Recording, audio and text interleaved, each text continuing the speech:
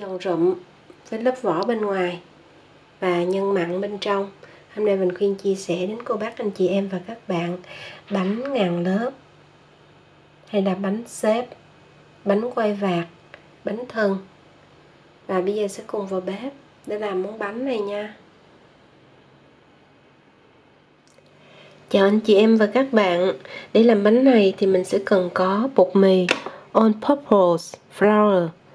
Nếu như ở Mỹ, ở Úc là plain flour, ở Pháp là số 45, ở Việt Nam là số 11 và đây là số 405. Bơ.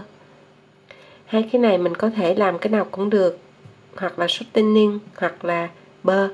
Hôm nay mình sẽ làm shortening nha. Cái này là phải lạnh và mình cần thêm nữa đó là nước đá lạnh. Tức là mình sẽ lấy đá, mình cho vào trong nước để ra cái nước đá lạnh. Mình khuyên chia sẻ kỹ cho nên chậm để cho một số các chị em mình chưa từng làm bánh, mình làm cho nó dễ dàng. Bột mì 325g, 75g shortening lạnh. Sau khi mình làm xong cái này mình cho vào trong tủ lạnh, mình để chút xíu nữa mình nhồi cái bột dầu. 1 muỗng cà phê muối, 7g. Nhồi. Lưu ý là tất cả đều phải lạnh, để không thôi là nó sẽ bị chảy cơ. Nếu chị em nào ở nơi xứ nóng thì mình vô trong phòng lạnh mình làm cái này nha. Sau khi nhồi sơ qua như vậy thôi thì cái nước đá lạnh này mình ngâm đá trong nước cho lạnh. Cho từ từ. Nhớ là nước lạnh nha. Cho từ từ, vừa cho vừa trộn. 125ml. Thêm 15ml nữa. 15ml nữa là 155. Thêm 15 nữa ml nước. Sau đó nhồi cho mình. Lưu ý không nhồi lâu. Nhồi lâu là bột bị chảy. Chỉ cần mình nhồi nó kết dính như vậy là được. Sau đó gói lại. Mình ủ cho bột nở. Tức là để bột nghỉ trong vòng 20 cho đến 30 phút. Tiếp theo là mình làm bột dầu 175g, 70g shortening. Sau đó cũng lấy tay nhồi. Cái này chỉ có shortening với bột thôi. Mình sẽ nhồi cho mịn lại. Mình nên đổ ra ngoài bàn cho dễ nhồi. Ban đầu mình thấy nó không có kết dính, từ từ nó sẽ dính lại như vậy. Và cũng không cần nhồi lâu, chỉ cần nó kết dính lên một khối là được, bởi vì nhồi lâu nó chảy bơ. Sau đó cũng gói lại, ủ 20 phút cho đến 30 phút và lúc này mình đi làm nhân. Nhớ để bột trong tủ lạnh nha. Thịt gà mình có thể lấy thịt đùi hoặc là thịt ức cũng được. Mình sẽ xay nhuyễn khoảng 220g với 500 hành tím. Nhân sẽ gồm có nấm mèo và nấm đông cô, hoặc là mình có cái nào cũng được, khoảng 30g. Sau đó thì rửa sạch, ngâm trong nước ấm nóng 60 độ C khoảng 20 phút. Bột nêm rau củ quả 1 muỗng cà phê gạt ngang. Đường 1/2 muỗng cà phê. Tiêu. Nếu như không có máy xay thì mình cũng có thể bằm nhuyễn.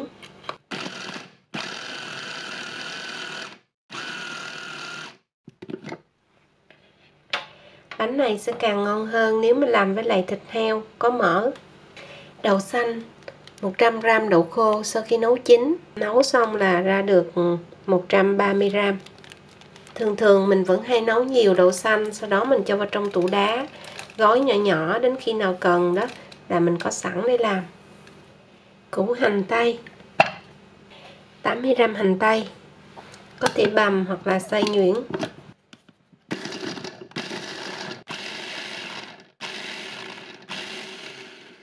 Mình xay cho nhanh.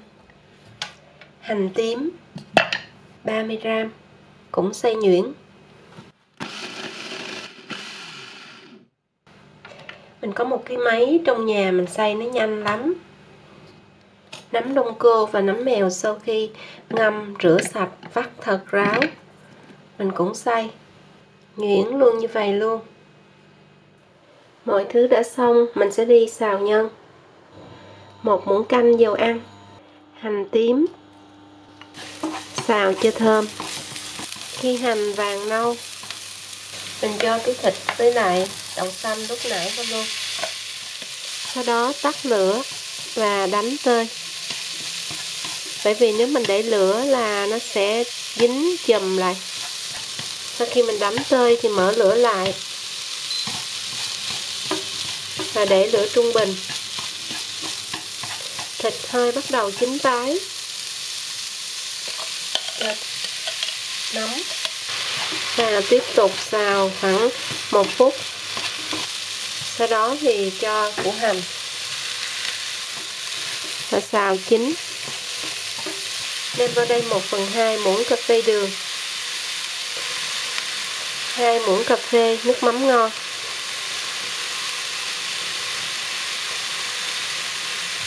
Nếu như nhà mình ăn bột ngọt thì có thể chụm 2 ngón tay cho một chút xíu xiu. Có thể nếm lại nhân coi có vừa khẩu vị của gia đình mình không. Rồi tắt lửa. Cho tiêu nhiều nhiều cho ngon nha. 1/3 chén hành lá cắt nhỏ.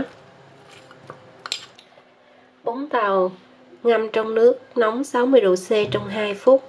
Sau đó cắt nhỏ. Rồi cho chung vô luôn. Trộn lại. Mình đã có nhân. Và nhân này nhớ để thật nguội rồi sau đó đi gói bánh. Nhồi sơ lại cho nó mịn.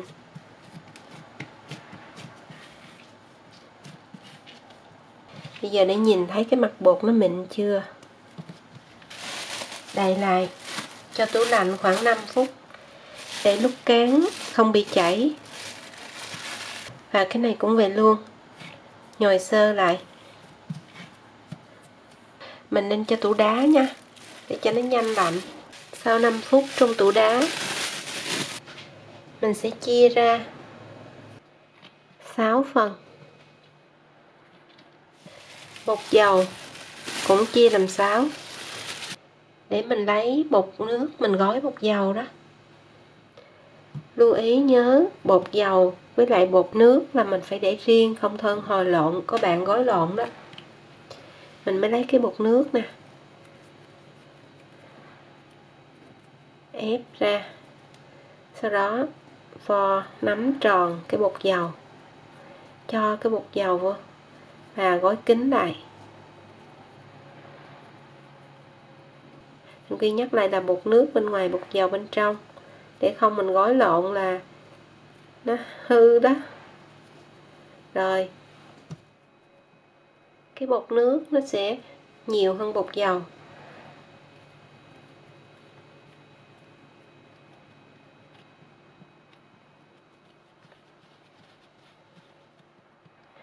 Và lúc nãy cái nào mình tạo hình trước, bây giờ mình sẽ lấy ra cán. Giống như là bánh ngàn nếp hôm trước mình Kiên chia sẻ. Cán nhẹ nhẹ để cho nó đừng có chảy cái bột bên trong ra ngoài.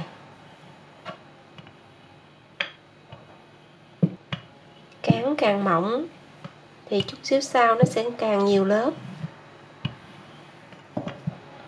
Rồi sau đó mình cuộn từ bên dưới đẩy lên, chặt tay.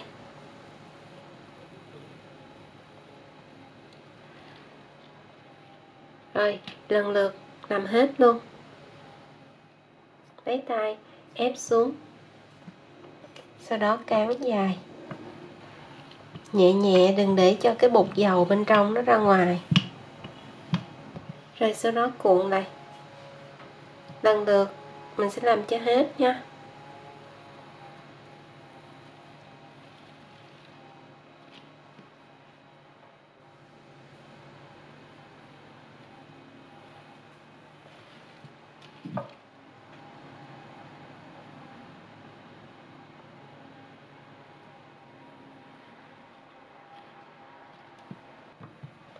Mình sẽ bắt đầu đi cán lần thứ hai. Cái mặt mối ghép mình để lên trên, lấy tay ấn xuống, rồi cán dài ra.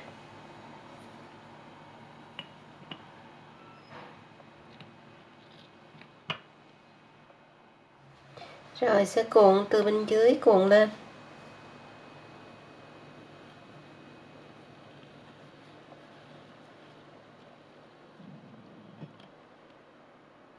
Thành những cái cuộn như vậy. Tiếp tục làm 6 cái cho hết luôn nha.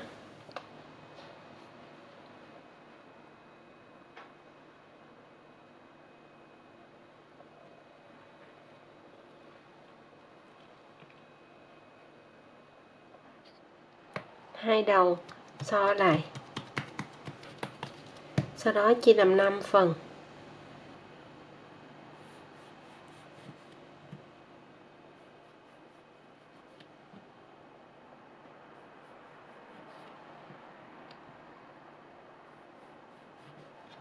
Tức là mình làm được 30 cái bánh. Sau đó thì cán ra. Mình sẽ ấn xuống. Rồi cán tròn.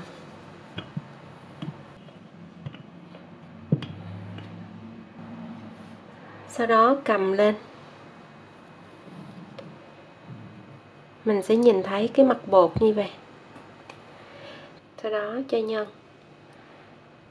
Và gói lại giống như là bánh xếp hay là bánh thường hay là bánh quai vạc. Làm chậm để anh chị em và các bạn nhìn thấy nha. Ghép mí.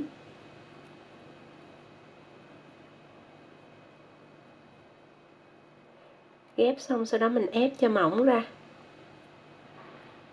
Thật mỏng cái rìa bên ngoài. Tay phải mình xoắn lên. Tay phải xoắn. Xoắn rồi mình ép. Mình xoắn, mình ép. Tùy theo mình thích làm cái thừng nhỏ hay là thừng lớn thì mình xoắn nha. Cứ ép vô, xoắn cho đến khi hết.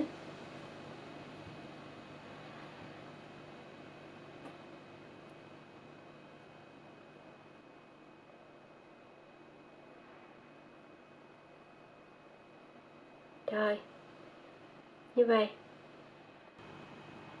Tiếp tục làm hết nha.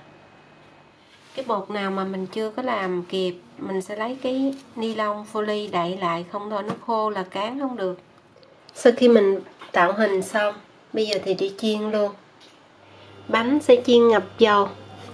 Khi dầu sôi, mình cho bánh vô.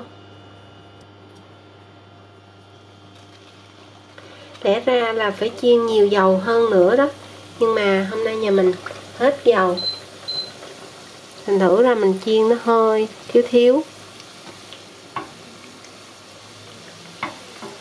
Khi mình chiên ít dầu thì cho nhiều cái vô, nó sẽ trồi dầu lên. Và bếp có 9 số, mình để số 6. Tiếp tục chiên cho đến khi vàng. Lật lại.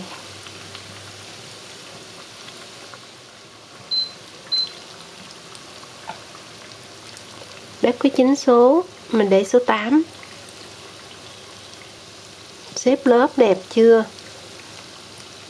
Để lại gần để anh chị em và các bạn nhìn thấy cái bánh. Từng lớp. Quá chừng lớp nè. Để không phải ăn nhiều dầu mỡ thì sau khi chiên cho nó hơi vàng lên như vậy, mình sẽ cho vô nồi chiên không dầu. Mình bấm 170 độ C và 3 phút. Anh chị em và các bạn nhìn thấy cái bánh của mình nè, nó có nhiều lớp chưa?